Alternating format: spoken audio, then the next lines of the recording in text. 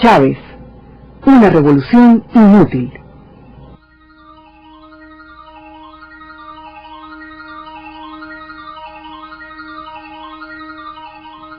Si cruzáramos dos diagonales sobre la mitad occidental del globo terráqueo, nos toparíamos con la República de Venezuela.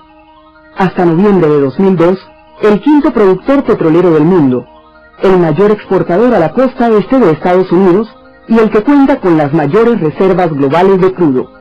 Venezuela ocupa una superficie de 950.000 kilómetros cuadrados y, pese a estar ubicada a 4 minutos de la línea ecuatorial y poco más de 11 grados de latitud norte, sus alturas y microclimas le deparan todos los paisajes y temperaturas de la Tierra, desde las nieves eternas de los Andes hasta los médanos desérticos en Coro. Además del petróleo, las mayores riquezas del país las constituyen su biodiversidad, su potencial hidroeléctrico y sus yacimientos minerales. Venezuela limita al oeste con Colombia, al sur con Brasil y Colombia, al este con Guyana y el Océano Atlántico, al norte, gracias a la plataforma continental del Caribe con Trinidad, la República Francesa, las provincias ultramarinas de Guadalupe y Martinica, Puerto Rico, el Reino de los Países Bajos, Aruba, Bonaire y Curazao, el Reino Unido, las Antillas Menores aún bajo su administración, y numerosos microestados formados tras el desmembramiento de las Indias Occidentales británicas. En Venezuela residen 25 millones de personas.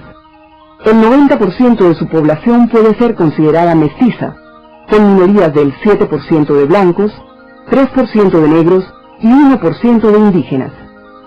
De ellos, aproximadamente 3 millones son colombianos de primera o segunda generación, 2,5 millones europeos, españoles, italianos y portugueses, y 1,5 millones árabes, sirios y libaneses principalmente. Por eso, hablar de negros y blancos o discriminación racial en Venezuela resulta un disparate, pues somos un país étnicamente integrado. En 1999, la mayoría de un 40% del electorado escogió a Hugo Chávez como presidente de la República. ¿Para qué?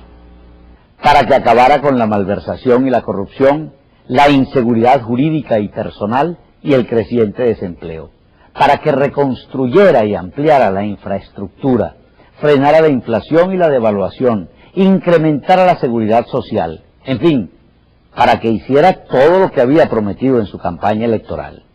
En 4 años, el teniente coronel Hugo Chávez ha hecho, sin embargo, todo lo contrario.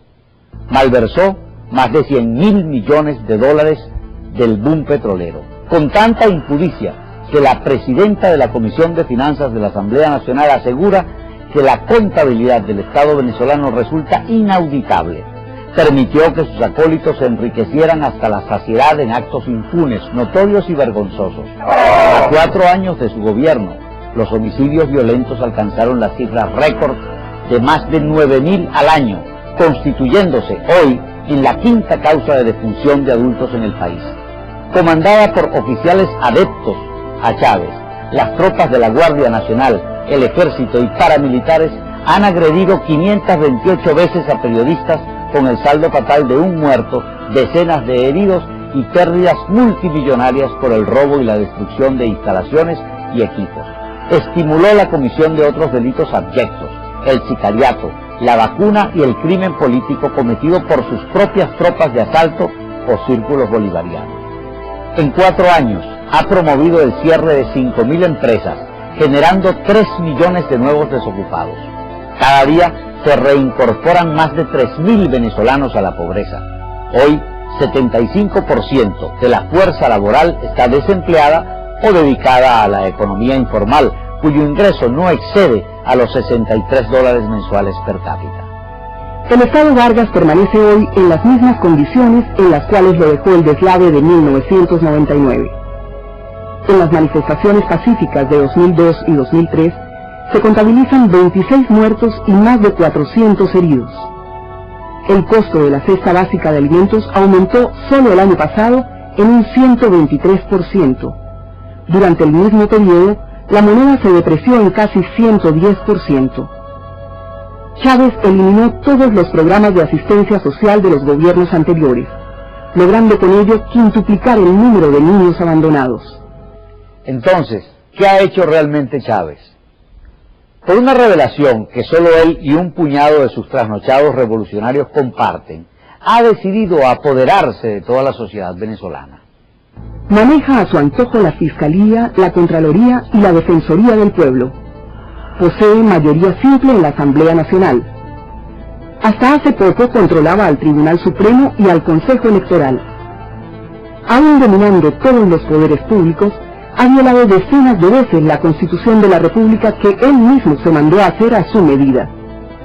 Quiere convertir a la Fuerza Armada en su guardia pretoriana y le ha ordenado a sus oficiales adeptos que desacaten las decisiones del Tribunal Supremo. Pero todo esto no le basta.